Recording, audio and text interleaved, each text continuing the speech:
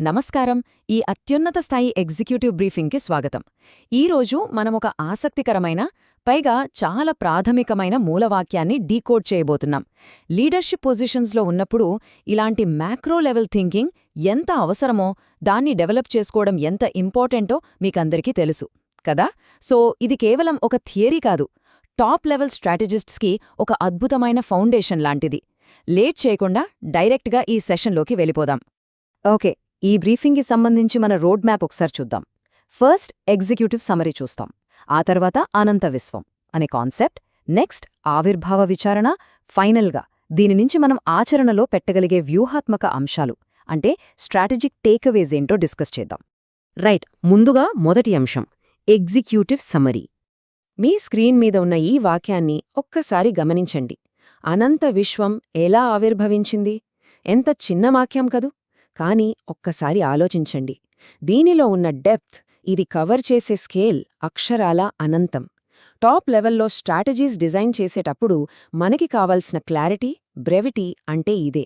కేవలం కొన్ని పదాలతోనే ఇంతటి అనంతమైన భావాన్ని చెప్పడమనేది నిజంగా ఒక అద్భుతమైన స్కిల్. బోర్డ్ రూంలో మనం తీసుకునే ఏ డెసిజన్ అయినా, సిస్టమ్ని మార్చే ఏ పెద్ద ఎంక్వైరీ అయినా సరిగ్గా ఇలాంటి ఒక పదునైన ప్రశ్నతోనే స్టార్ట్ అవుతుంది. ఇక మన రెండో విభాగం అనంత విశ్వం. ఇక్కడ ది బౌండ్లెస్ యూనివర్స్ లేదా అనంత విశ్వం అనగానే మనం స్పేస్, గెలాక్సీల గురించి మాట్లాడుకుంటున్నాం అనుకోవద్దు సుమా. బిజినెస్ టర్మ్స్లో చెప్పాలంటే ఇది మనం ఆపరేట్ చేస్తున్న, మనల్ని ఎఫెక్ట్ చేస్తున్న మ్యాక్రో ఎన్విరాన్మెంట్ అన్నమాట. విజనరీ లీడర్స్ ఎప్పుడూ తమ ప్లాన్స్ని ఇంతటి విశాల దృక్పథంతోనే డిజైన్ చేసుకుంటారు, అవునా?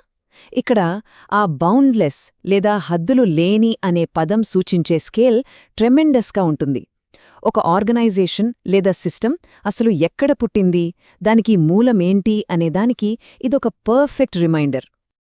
నెక్స్ట్ మూడవ విభాగం ఆవిర్భావ విచారణ. ఇక్కడ మనం అసలైన పాయింట్కొస్తున్నాం. కేవలం ఉన్న సిస్టమ్స్ని మేనేజ్ చేసుకుంటూ వెళ్లడం మాత్రమే లీడర్షిప్ కాదు. అసలు మన సిస్టమ్ ఎక్కడి నుంచి మొదలైంది, ఎందుకు మొదలైంది అని ప్రశ్నించడమే రియల్ ఎంక్వైరీ. ఇక్కడ ఈ అద్భుతమైన కాంట్రాస్ట్ని చూడండి. ఒకవైపు అనంతమైన విస్తృతి అనే ఒక భారీ మ్యాక్రో కాన్సెప్ట్, మరోవైపు అది ఎలా ఆవిర్భవించింది అనే ఒక షార్ప్, స్పెసిఫిక్ క్వశ్చన్. హద్దులు లేని ఒక భారీ ఆలోచనను సింపుల్గా ఒకే ఒక్క లైన్లోకి ఎలా కుదించవచ్చో ఇది చాలా బ్రిలియంట్గా ప్రెజెంట్ చేస్తుంది. సో ఇక్కడ మనం ఆలోచించాల్సిన క్రూషియల్ పాయింట్ ఏంటంటే, సృష్టి యొక్క బేసిక్ మిస్టరీని మనం ఐసోలేట్ చేసి చూస్తున్నాం. ఏ ఇన్నోవేషన్ అయినా, ఏ పెద్ద ఇన్స్టిట్యూషనల్ చేంజ్ అయినా సరే, అసలిది ఎలా మొదలైంది అనే బేసిక్ క్వశ్చన్తోనే స్టార్ట్ అవుతుంది. మీకు కార్పొరేట్ వరల్డ్లో బాగా పాపులర్ అయిన 5 వైస్ టెక్నిక్ గుర్తుండే ఉంటుంది. మనం పదే పదే రూట్ కాజ్ని ప్రశ్నిస్తేనే కదా అసలు ప్రాబ్లం ఏంటో, దానికి కరెక్ట్ సొల్యూషన్ ఏంటో తెలిసేది. సో ఈ క్వశ్చనింగ్ నేచర్ అనేది గ్రేట్ లీడర్షిప్కి ఒక పర్ఫెక్ట్ ఎగ్జాంపుల్ అని చెప్పొచ్చు. ఫైనల్గా నాల్గవ విభాగం వ్యూహాత్మక అంశాలు. సరే, ఇదంతా విన్నాక డెసిషన్ మేకర్స్గా, స్ట్రాటజిస్ట్స్గా మనం తీసుకోవాల్సిన ఫైనల్ టేక్అవేజ్ ఏంటి? ఇవి చాలా సింపుల్ అండ్ యాక్షనబుల్ పాయింట్స్ అండి. ఫస్ట్, మనం డీల్ చేస్తున్న మార్కెట్ లేదా సిస్టమ్ యొక్క అనంతమైన పరిధిని కరెక్ట్గా గుర్తించడం. సెకండ్ది, సిస్టమ్స్ యొక్క మూలాలను లోతుగా ప్రశ్నించడం ద్వారా స్ట్రాంగ్ ఫౌండేషన్స్ వేసుకోవడం.